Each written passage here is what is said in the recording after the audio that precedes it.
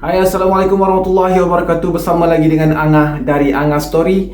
Sebelum Angah memulakan bicara pada hari ini, kita sedekahkan selawat kepada Nabi SAW. Allahumma salli ala Muhammad wa ala alihi Muhammad kama sallaita ala Ibrahim wa ala ali Ibrahim wa barik ala Muhammad wa ala alihi Muhammad kama barakta ala Ibrahim wa ala ali Ibrahim fil alamin innaka Hamidun Majid. Apa khabar korang semua? Angah harapkan korang semua dalam keadaan sihat walafiat, dilindungi Allah Subhanahu Wa Taala dari sebarang gangguan, dari sebarang kecelakaan, dari sebarang penyakit. Okey, lebih-lebih lagi penyakit COVID-19 yang sekarang ni Angah rasa semakin menurun, alhamdulillah, dan kita nampak cahaya di hujung terowong, dan insyaAllah kita akan beralih ke fasa-fasa berikutnya yang mana kelonggaran-kelonggaran akan lebih diberikan oleh kerajaan kita kepada kita untuk melakukan lebih lagi pada masa yang akan datang. InsyaAllah kita sama-sama sokong usaha kerajaan untuk terus menangani masalah COVID-19 kita ini. Jadi Angah tak nak cerita pasal COVID ni, Angah nak cerita pasal masalah yang Angah hadapi. Dalam seminggu ni Angah minta maaf banyak-banyak. Angah memang agak lewat untuk siarkan video-video berkenaan dengan cerita-cerita seram, cerita apa-apa saja kisah lah. Yang sebelum ni Angah banyak buat seperti reaction dan sebagainya.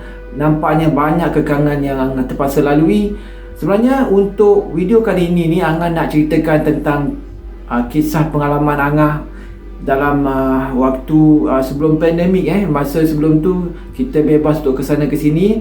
Dan Angah nak ceritakan kisah pengalaman Angah bercuti. Sebenarnya ada dua kisah.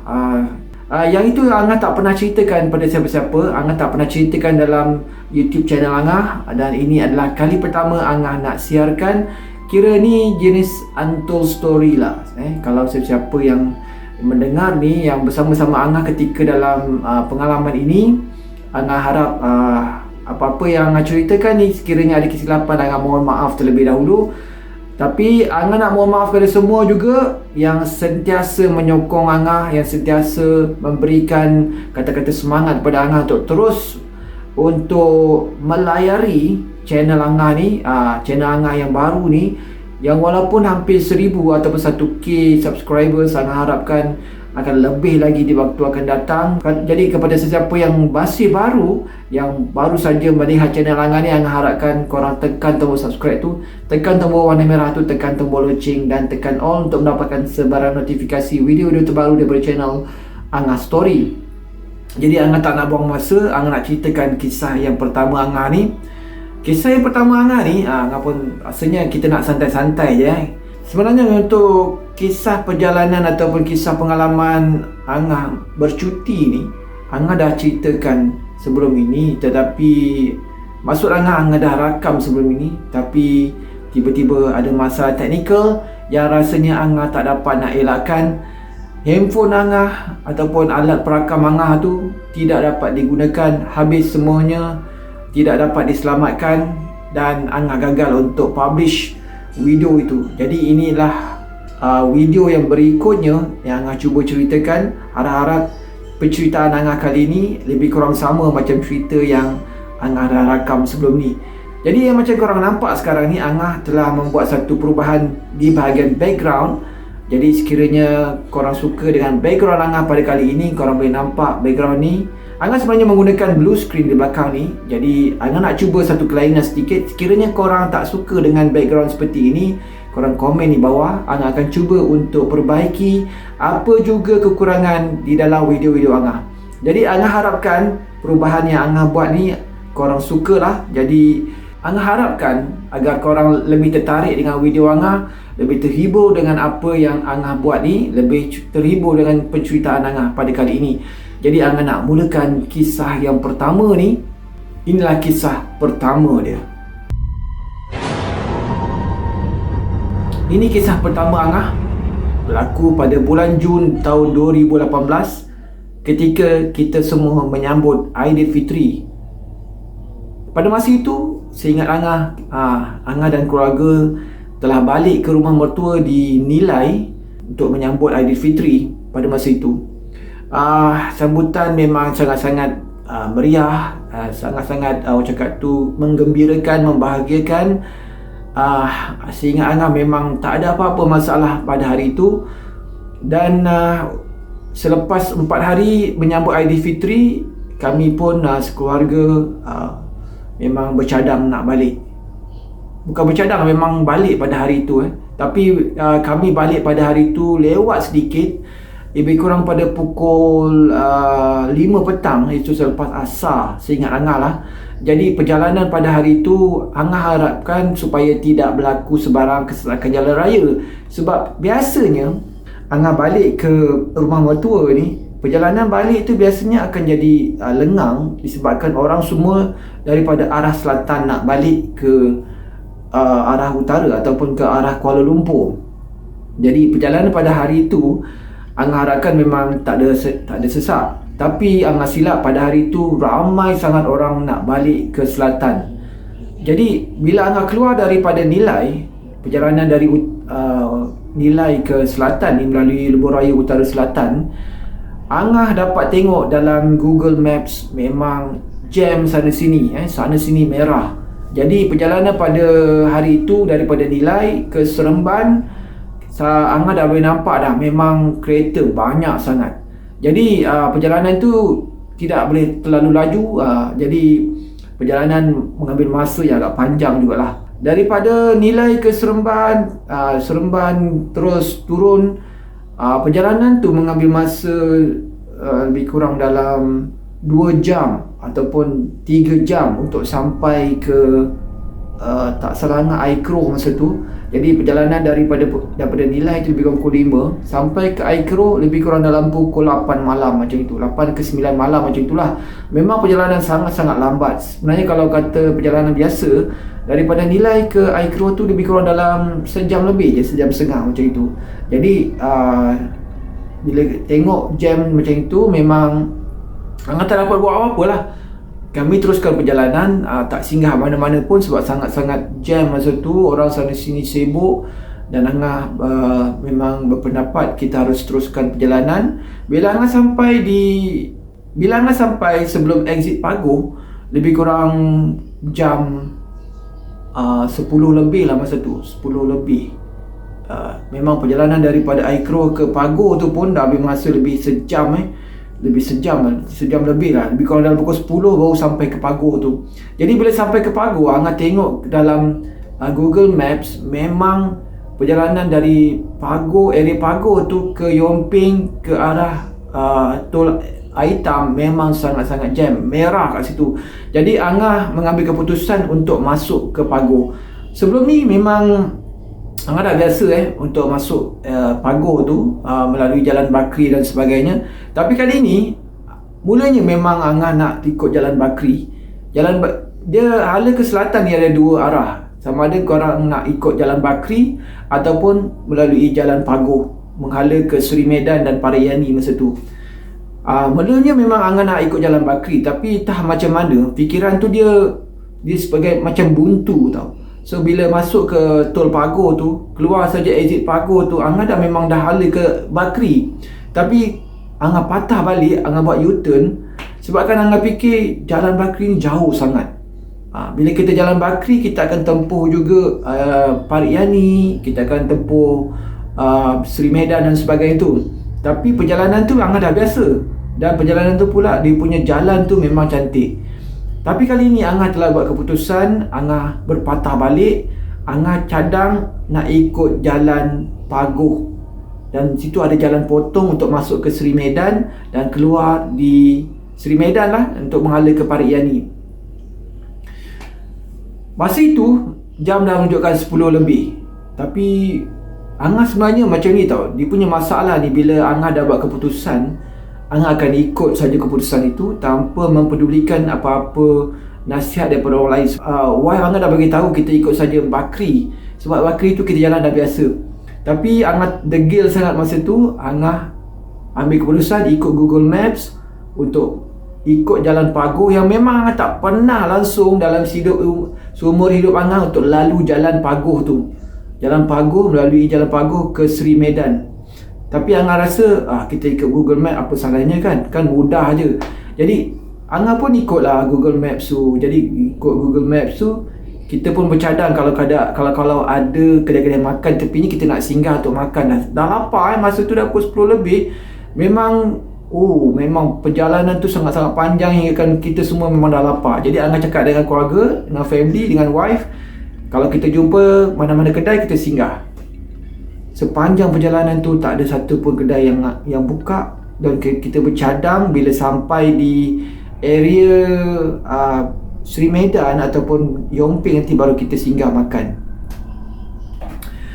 Bila kita dah lalu masuk dalam ikut Google Maps tu, sampai satu tempat, saya ingat Angah masa tu dia ada 2 cabang jalan. Jalan tu memang sangat-sangat gelap guys. Memang lampu kalau ada sebiji-sebiji yang warna orange tu, yang warna kuning tu, memang gelap masa tu. Dan Angah bila dah sampai ke simpang yang Angah tak tahu arah tu, Google Map pun dah pening masa tu. Jadi Angah berhenti kat situ dan cakap dengan wife, macam mana sekarang, kita nak ikut kanan ke kiri?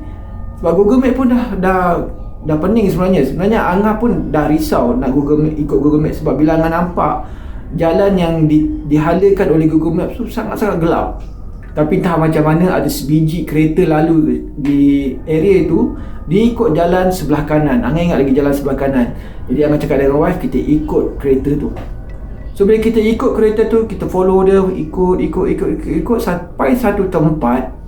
Memang sebelum ni jalan yang kita ikut kereta tu memang gelap dari kiri kanan. Angah pun tak tahu kiri kanan tu apa, kelapa sawit ke, getah ke, hutan ke. Sebab sangat-sangat gelap, tak nampak kiri kanan. Tapi mungkin kawasan getah ataupun kelapa sawit macam tu. Bila kita ikut kereta tu sampai satu simpang, dia jalan terus. Tapi Google Map dah menghalakan ke kiri masa tu. Angah kata dengan wife, kita nak ikut kereta ke kita nak ikut Google Maps? So kali ni wife kata kita ikut Google Maps. So Angah follow, ikut Google Maps tu, patah ataupun membelok ke kiri.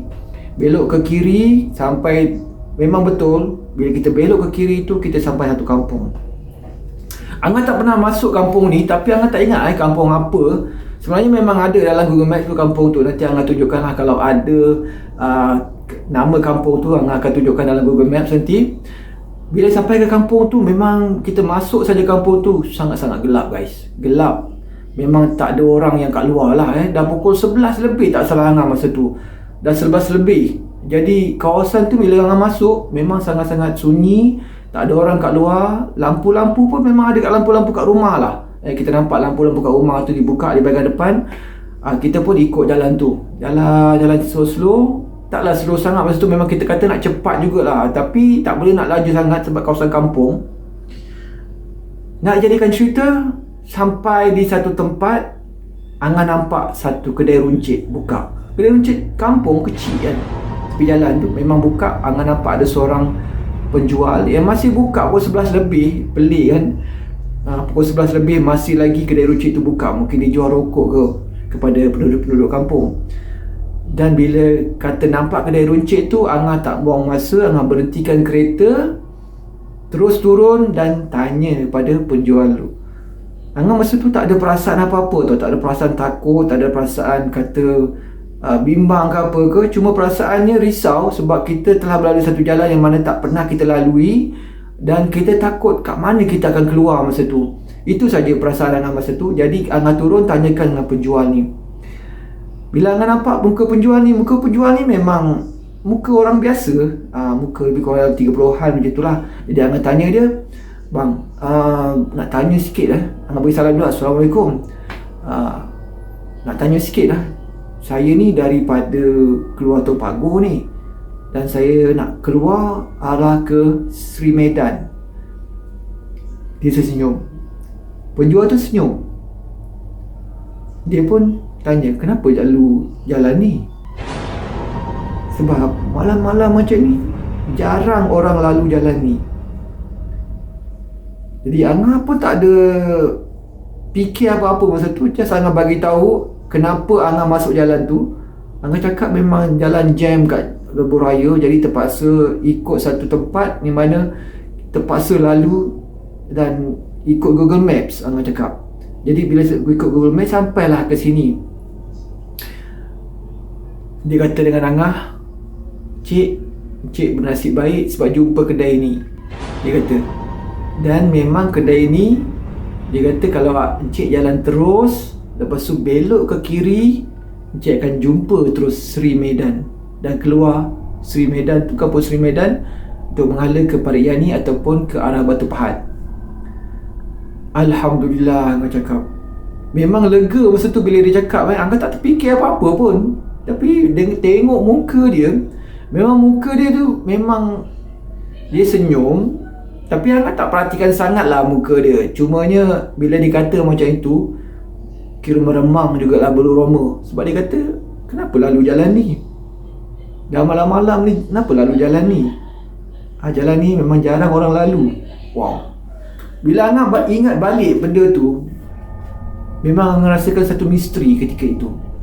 Tapi apapun, terima kasih banyak kepada penjual tu.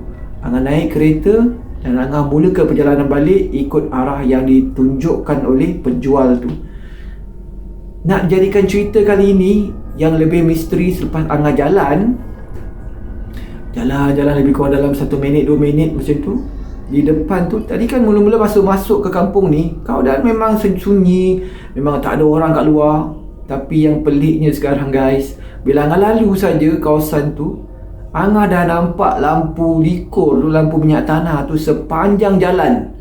Sepanjang jalan tu memang diletakkan sebiji terus sepanjang jalan tu. Jalan tu agak lurus jadi kita boleh nampak lampu tu cantik disusun. Dan setiap rumah pula tu memang ada lampu likur tu, dikeliling oleh lampu likur tu. Macam kita letak banyak-banyak kampung kan. Dan Angah boleh nampak orang ramai guys. Orang ramai jalan-jalan, seperti ada satu majlis lah. Orang cakap tu macam ada majlis. Orang lalu lalang, seperti macam ada marhaban, macam itulah. Orang macam beraya, masa musim raya kan macam itu kan. Suasana dia, kau boleh bayangkan tak macam mana suasana dia? Suasana dia memang ada bunyi-bunyi sikit, ada suara-suara orang macam tu. Kan? Agak menyeramkan kan. Tiba-tiba jadi macam itu. Tapi Angah rasa macam lega lah bila nampak orang, bila nampak lampu-lampu macam tu. Angah cakap dengan jom kita jalan terus je lah. Kita pun tak nak cerita banyak tentang perkara-perkara tu. Kita pun just follow arah yang ditunjukkan oleh penjual tadi dan keluar mengikut kepada arah tadi. Memang sampai ke Sri Medan. Tapi Angah bila sampai keluar ke Sri Medan tu, Angah tak ikut ke arah Pariani sebabkan dalam maps tu memang tunjuk arah Pariani pun jam. Jadi memang tersekat. Jadi Angah pun balik hala ke Batu Pahat ikut Bukit Pasir. Jadi apa yang korang fikirkan sekarang ni? Perkara tu memang berlaku seperti satu mimpi lah bagi Angah Dan Angah rasa ini adalah satu pengajaran pada kita. Sekiranya kita tak pernah lalu kawasan itu, jangan sekali-kali korang cuba lalu. Sebab dia punya natijah dia, kesan dia cuma dua saja. Sama ada korang berjaya keluar ataupun kau tak berjaya keluar. Ini merupakan satu pengajaran pada Angah. Lain kali lalu jalan yang biasa kita lalu. Jauh sikit tak apa, tapi kita dah biasa jalan tu dan jalan pun dah kenal dengan kita. Itulah kisah misteri yang pertama.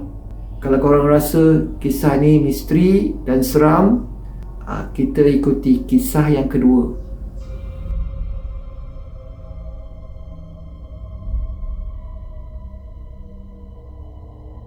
Bila buka Google Map, kita nampak satu tempat yang mana tempat tu agak secluded lah. Dalam Google Map tak nampak macam tu secluded, tapi bila kita cuba cari tempat tu, memang tempat tu memang agak jauh daripada penempatan orang sebenarnya. Dia akan melalui satu kawasan kedai tu kan, dia perlahan tu dia macam akhirnya dia keluar cahaya.